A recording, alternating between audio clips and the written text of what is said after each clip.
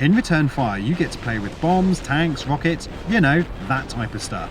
The concept which is succinctly explained on the back of the CD case in 17 words. A perfect summary. War really has never been so much fun.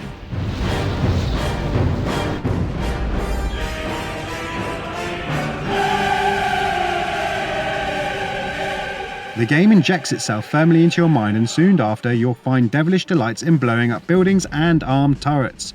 We spoke with creator Reichart Von Wolfsheild about Return Fire and how he came to design such a project, its challenges, and how it became one of the best loved 3DO games on the system, all of which you can read on the blog in full. This top-down tank shooter portrays war in a comical fun way through an arcade-like aesthetic, and much like an arcade, it's best enjoyed with a friend.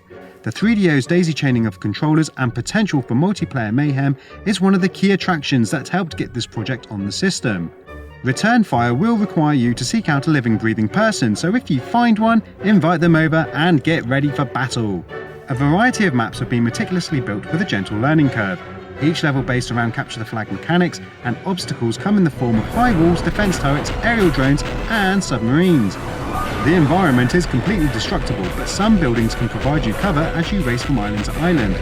This strategy will take alternative routes as you get a friend in the mix, and the results prove feverishly addictive as you battle for balance over completing your objective, confusing your opponent through a barrage of weaponry and environmental destruction. Graphically, the game is simple yet pleasing, and perfectly suitable for what it sets out to achieve. If anything, there's a charm which makes mass destruction, but within this potentially grim atmosphere, very cheeky. You can't help but draw a wry smile as you wipe out entire camps of infantry in their tents. The sound design is perfectly pitched, with the weight of the tank tracks rolling over concrete.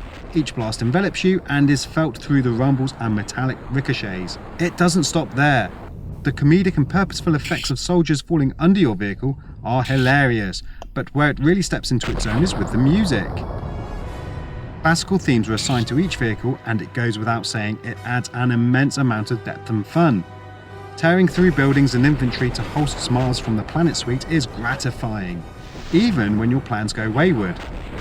One of the benefits of the 3DO hardware was the onboard battery backup, and if you have a thirst for war, you can purchase additional maps called Return Fire Maps of Death. Now, let's get to some facts about Return Fire you might not know about. Return Fire designer Reichart Von Wolfsheild is a US inventor, technologist, and artist, and was part of the development of the first modern multiplayer game. Did you know that Return Fire is the sequel to Firepower on the Commodore Amiga? The skull laugh, which you'll hear quite a lot throughout the game, is provided by RJ Michael, inventor of the Amiga and co-inventor of the Atari Lynx and 3DO.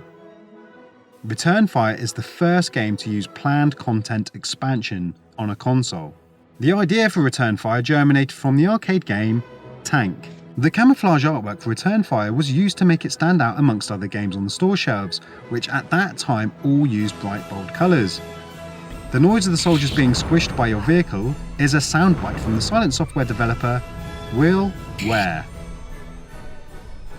Look, I'm not going to lie, I'm a 3DO geek. I love the 3DO. It's probably my favourite console of all time. And for me in particular, Return Fire has been remembered for two things. That would be the multiplayer and its fantastic music.